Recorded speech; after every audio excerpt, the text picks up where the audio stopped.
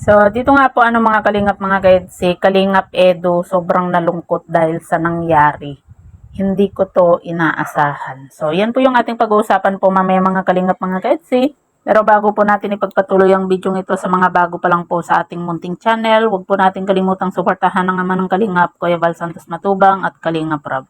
At paunawa, panoorin po muna ang full video bago mag-comment para malaman ang nilalaman dito. So, dito nga po mga kalingap mga ketsi, sa live nga po ni Kalingap Edo, kitang-kita po natin na talagang nalungkot po itong si Kalingap Edo sa nangyari.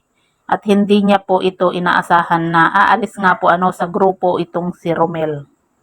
Sabi nga po ni Kalingap Edo, hindi niya nga po inaasahan kasi ang alam po niya at nararamdaman po niya na si Romel nga daw po yung tatagal at hindi nga po aalis sa grupo. Pero yun nga po mga kalingap mga kaedsi, nagpaalam na po itong si Romel kay Kalingap Edo. Pero gaya nga po nang sinasabi nga po ni Kalingap Edo na hindi naman daw niya pwedeng pigilan nga po itong si Romel at kung bakit ayaw na niyang magsama nga po sa grupo.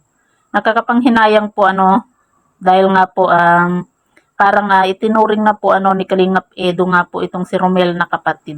At sinusuportahan din po ni Kalingap Edo nga po itong si Romel. Pero gaya nga po ng sinabi ni Kalingap Edo na hindi naman niya pwedeng pigilan po kasi karapatan din naman po ng bawat tao kung ano po yung gusto nilang gawin nga po sa buhay nila. Pero napakalaking bagay din naman po na kahit papaano natulungan siya ni Kalingap Edo at choice din naman po yun ni Romel nga po.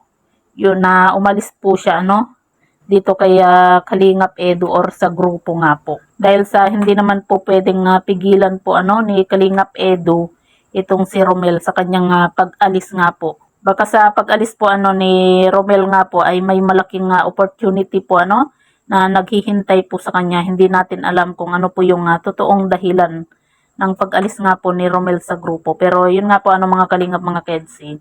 Kitang-kita po natin dito nga po kay Kalingap Edo na talagang nanghihinayang po siya sa pag-alis nga po ni Romel.